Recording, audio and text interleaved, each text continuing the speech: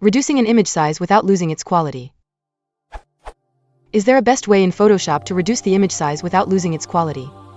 Whenever I reduce the size of the image, it seems like a little blurry and reduces its quality. What should I do in order to retain its quality? Can anyone help me, please?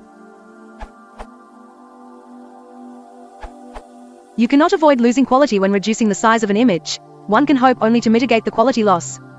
When resizing images in Photoshop, the default is to use a softer bicubic sampler. The comment above to use the bicubic sharper would be a good start. It is not, however, always appropriate for all images. Second, I suggest sticking to multiples of the image width and height.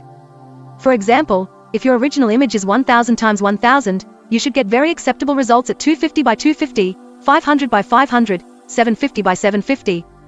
398 by 398, however, is apt to look a bit more blurry. Hope that helps.